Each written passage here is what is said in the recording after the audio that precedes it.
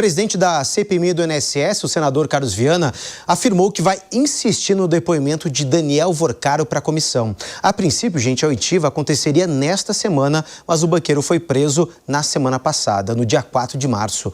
A Beatriz Souza está de volta aqui no nosso 3 em 1, trazendo mais informações para a gente, porque, Beatriz, o Carlos Viana, ele também vai se reunir com o ministro André Mendonça e vai reforçar esse pedido. Ele quer, porque quer, até mesmo falou, é uma questão de honra que Daniel Vorcaro vá para a CPMI prestar esses esclarecimentos. Traz mais detalhes para a gente do que o senador falou ao longo do dia. Exatamente, Cássio. Boa tarde mais uma vez. O senador Carlos Viana não pretende desistir desse depoimento de Vorcaro à CPMI. Inicialmente, esse depoimento de Vorcaro havia sido uma convocação aprovada na CPMI, ou seja, ele era obrigado a comparecer à CPMI, mas após uma decisão do ministro André Mendonça, essa obrigatoriedade se tornou uma decisão facultativa, ou seja, ele poderia vir ou não. E tudo, em meio a essas decisões, havia um impasse em relação ao deslocamento de Daniel Vorcaro, já que ele estava em São Paulo com o uso de tornozeleira eletrônica, e esse impasse seria sobre como ele ia vir para Brasília. Inicialmente falava em um voo comercial, mas a defesa não queria essa exposição de Vorcaro.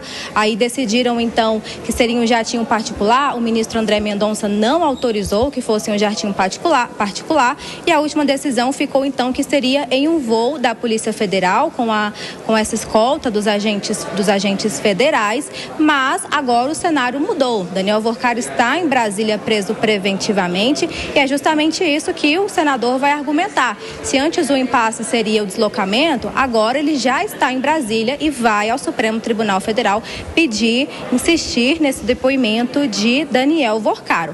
Esse pedido do senador Carlos Viana faz parte de uma série de medidas que ele anunciou para poder, nas palavras dele, destravar as investigações. Isso porque, segundo ele, as ações recentes de ministros do Supremo Tribunal Federal têm impactado diretamente as investigações da CPMI. E que decisões foram essas dos ministros? Por exemplo, a decisão do ministro Flávio Dino, que derrubou a quebra de sigilo bancário e fiscal de Lulinha, que havia sido aprovada na CPMI, e também em relação ao depoimento de Vorcaro, que inicialmente era obrigatório ele comparecer e depois passou a ser, ele poderia escolher se ele viria ou não, que foi uma decisão do ministro André Mendonça. E sobre essa questão dos requerimentos de convocação, ele vai conversar, já tem uma reunião marcada com o ministro André Mendonça, que é o relator do caso no STF, tanto do caso do Banco Master, tanto do INSS, e ele vai falar justamente sobre a anulação dos requerimentos de convocação à CPMI.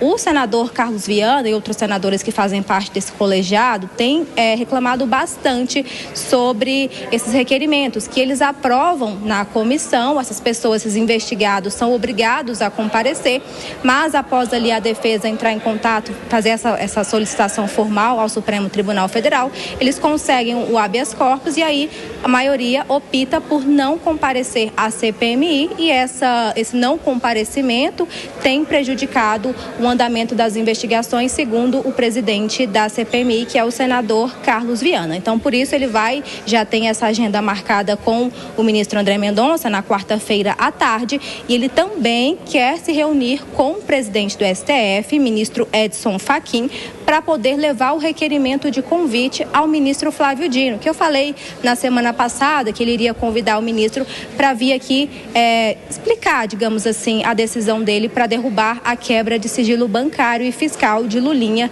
e de Roberta Lustinger, que é amiga de Lulinha também, ambos investigados na CPMI. Então a gente segue acompanhando quais vão ser os desdobramentos dessa reunião com o ministro André Mendonça e o que vai avançar na CPMI do INSS. Volto com você. Perfeito, Beatriz. Obrigado pelas informações. E por que da pressa de Carlos Viana, meus amigos? Porque a CPMI tem prazo para encerrar. A data limite é 28 de março, ou seja, falta pelo menos aí Me ajuda aí nos cálculos, gente. 18, 19 dias para encerrar, para ler, entregar o relatório. E é claro que o presidente da CPMI, o senador Carlos Viana, corre contra o tempo na tentativa de avançar ou pelo menos de trazer mais materialidade, mais robustez para a investigação que está sendo feita dentro da Comissão Parlamentar Mista de Inquérito. E a Beatriz elencou pelo menos 3 pontos interessantes dessa reunião que deve acontecer com Mendonça. Primeiro, os dois discutirem sobre o futuro, né, da própria CPMI. Depois, o convite para Flávio Dino comparecer à comissão para prestar explicações sobre a sua decisão de suspender a quebra de sigilos. E, por fim, também ele vai insistir na convocação de Daniel Vorcaro. Zé Maria Trindade, você que está em Brasília, te convoco também para a gente comentar um pouquinho sobre isso, porque a gente sabe que o próprio Daniel Vorcaro já mostrou, pelo menos, uma falta de interesse à defesa dele de prestar seu depoimento à CPMI do INSS. Pelo menos, ele mostrou vontade de falar ou dar recados políticos lá na Comissão de Assuntos Econômicos do Senado, ou pelo menos de uma outra forma, mas a CPMI parece que não é, pelo menos, o palco que Daniel Vorcaro quer estar. É exatamente, a CPI é outra pegada, né? A CPI tem poderes ali do judiciário, inclusive de determinar a prisão. Na época ele estava solto, ele ficou com medo de ir à CPI, não responder algumas perguntas e a prisão dele ser decretada. A relação pega aí para investigar o Vorcaro nem é sobre as relações, nem é sobre o Banco Master, né? Mas é uma situação que muita gente deixou passar despercebido, mas que é muito grave. Também o roubo dos aposentados através dos descontos para sindicatos e associações fajutas, né? Também teve o empréstimo consignado não autorizado. Isso se alastrou quando o aposentado ia ver o seu saldo, tinha um saldo que ele não sabia e depositado lá, ele gastava e descobria que era um empréstimo a juros altos, né? Então, é um tipo de roubo também. E alguns perderam na justiça, porque a justiça dava ganho de causa para o banco quando o aposentado gastava o dinheiro, né? Quando não gastava, o banco devolvia sem cobrar juros. Enfim, então é este o pega da CPI do INSS. Só que é o seguinte, existe sim um embate político, há uma tentativa de dominar e asfixiar a CPI do INSS. Eu posso adiantar que será uma CPI sem o relatório final, não há como aprovar um relatório final, já que o relator não tem a maioria no plenário, né? Ele foi colocado num cochilo do governo que nomeou Carlos Viana presidente e que nomeou o relator, né? Houve uma eleição e depois ele nomeou o relator, ele não tem maioria. E é claro que ele não vai tentar compor, ele vai tentar compor com essa maioria, seria passar pano para tudo. Então, o que vai acontecer? O relatório não será aprovado, será uma comissão sem o relatório final. O que leva a CPI? O que produz a CPI? É exatamente notícias. É esse debate que o presidente Carlos Viana está fazendo ao convidar ministro, ao convidar parente de ministros para depor. Isso já é uma movimentação política muito importante, mas que não terá o relatório final.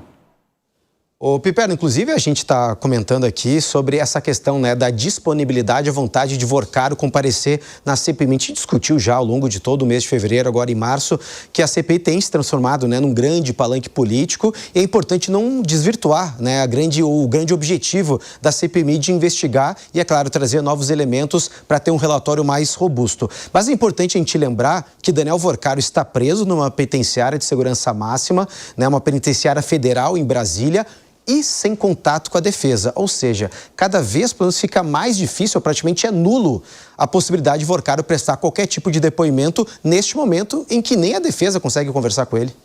Mas tem um outro fator, né, Cássio, é que agora também o cenário mudou muito para ele. Então lá atrás ele podia, de certa forma, chantagear, de vez em quando deixar escapar uma pontinha de informação e tal, já como um recado. Gangster faz isso muito bem, né? Deixa escapar alguma coisa e essa pouca coisa funciona, na verdade, como um imenso recado para alguém que decifra aquilo como mais ou menos a seguinte mensagem: olha, não me incomoda porque eu sei o que você fez no verão passado. Então, é óbvio que agora tudo isso mudou, porque agora ele está preso. Agora o que o Vorcaro quer é exatamente negociar uma pena menor, ele sabe que vai ser de alguma forma condenado, então ele quer uma pena menor e ele vai avaliar muito bem, de forma bastante meticulosa, quem é que ele vai arrastar junto para nesse escândalo. Porque ele sabe que em ano eleitoral, ele, de certa forma, meio que às avessas, acaba se tornando um grande eleitor. Ô, Alan Gani, como você vê também essa possibilidade da defesa? Porque Daniel Vorcário vai ficar cerca de 20 dias isolado, dentro de uma cela ali de 9 metros quadrados, sem contato externo. Isso é uma regra, pelo menos de penitenciárias federais de segurança máxima. A defesa está tentando, de alguma forma, ter uma conversa reservada com o banqueiro, sem nenhum tipo de gravação, pelo menos o que muitos especialistas falam, e que isso pode ser feito, tem que fazer um pedido para que as imagens permaneçam, mas sem nenhum tipo de áudio. É importante até mesmo para a estratégia da defesa, para tentar entender, né, qual é o cenário aqui fora, para que Daniel Vorcário tenha essa conversa reservada com a sua própria defesa, com seus próprios advogados? Olha, claro, né, para a estratégia da defesa, é claro que também ele tem o direito à ampla defesa. Então, quando eu defendo o direito à ampla defesa, o sistema acusatório, né, que o juiz não pode ser o promotor também, nem o delegado que conduz as investigações, tampouco a vítima, eu defendo isso tanto para o Bolsonaro, quanto para o pessoal pro Rio de Janeiro, quanto para o Daniel Vorcário, né? Estado democrático de direito, você não abre exceção, ou é ou não é. Então, é claro que ele tem esses direitos, enfim, né, assegurados aí pela lei, e eu vejo que talvez tudo vai se desenhando, e eu espero que sim, para uma delação premiada, porque isso seria a chance para ele, de fato, ter uma redução da sua pena e entregar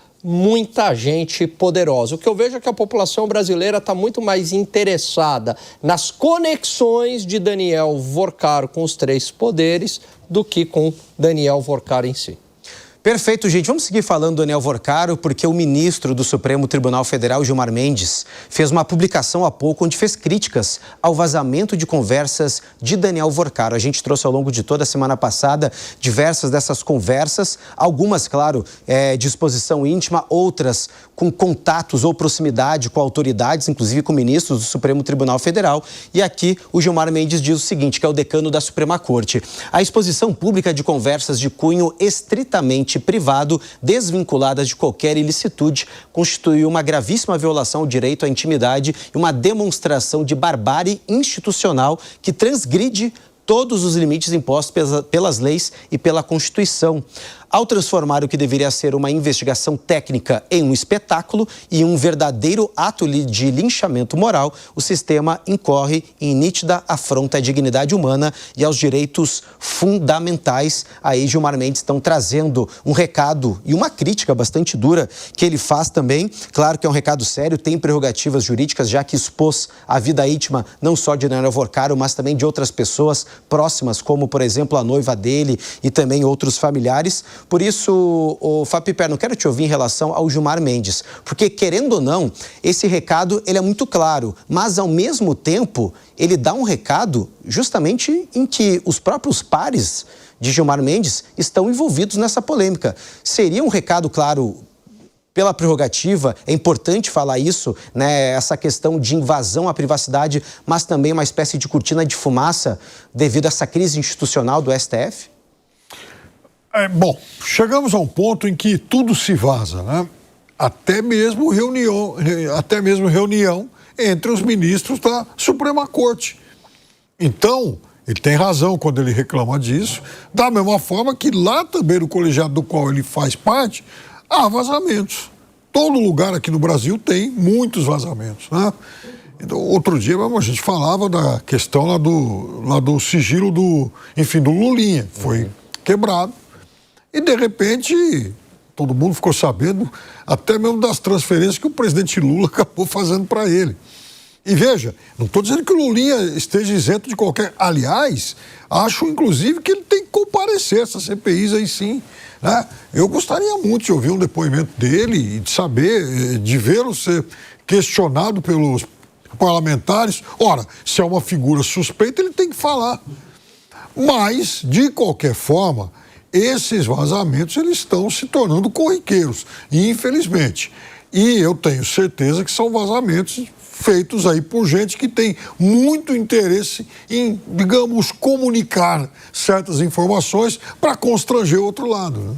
Ô Zé, a gente entrou agora numa semana nova, decolamos, né, com novas informações, mas também a gente teve a última semana e todo final de semana com notas por parte dos ministros do Supremo Tribunal Federal, trazendo explicações, trazendo justificativas. Essa semana, de certa forma, e esse recado de Gilmar Mendes é uma espécie de contenção de danos por parte do STF? É assumir que existe uma crise chamada Supremo Tribunal Federal, né? Os próprios ministros não se entendem exatamente como sair da crise, ou seja, o que fazer diante dessa situação. Eu cito sempre aqui, porque é uma verdade, o ministro Luiz Fux, ao assumir a presidência, disse, olha, o ministro do Supremo não é talhado, foi o termo que ele usou, para agir politicamente. E é verdade, é muito difícil. Até a explicação de um ministro do Supremo Tribunal Federal gera como uma espécie de culpa, né? O Supremo não foi talhado para dar explicações, e sim para dar sentenças, né? Sentenças ali que têm que ser imbuídas de uma credibilidade quase ali parecido com Deus, que é uma sentença que não tem como recorrer. Uma sentença do Supremo ela é definitiva e lida com coisas importantes, com a vida das pessoas, com informações importantes e com muito interesse. Então, uma decisão do Supremo tem que ser seguida de uma credibilidade e de uma força muito grande. Sobre essa história de sigilo, todas as constituições brasileiras, me mostrou lá um jurista, todas as leis, todas as constituições brasileiras e no mundo, né, preservam a intimidade, preservam o sigilo. Então, sempre foi assim, com carta, com bilhetes, até a pessoa que leva o bilhete não pode ler o bilhete, não podia, né? Na época, ia a cavalo, viajava a cavalo, violar a correspondência sempre foi crime e tal. Isso não é para proteger o crime, mas sim para garantir a individualidade. Quando isso é exposto sem nenhuma, vamos dizer, sem nenhuma objetividade jurídica, isso pode agredir. Eu tenho um caso aqui que eu considero até hoje o caso mais estranho. O delegado Protógenes Queiroz, que virou deputado por São Paulo, né, pelo PSOL, ele, inconformado ali com o andamento das investigações do caso Satyagraha, ele vazou informações do trabalho dele, de como delegado. Sabe o que aconteceu? Ele foi condenado e preso, exatamente por quebra de sigilo. Lembrando que publicar não é crime, né? O vazamento que é. A imprensa tem essa possibilidade de publicar sem dizer, a Constituição nos garante isso, sem dizer de onde veio a fonte, né? Não precisa mostrar a fonte. Mas isso é sim muito grave, e principalmente porque é usado dos dois lados politicamente. Então é uma situação nova para o Supremo Tribunal Federal e para os ministros do Supremo Tribunal Federal, que estão agora expostos como políticos e não podem responder como políticos. Mas quem criou essa situação, né? Exatamente, Zé. É importante a gente sair acompanhando também, né, todas essas manifestações. Há pouco a gente estava conversando que não é normal tantas notas, tantas manifestações por parte dos ministros. Isso mostra realmente que eles estão ali no centro dessa crise institucional, pelo menos não uma crise de imagem.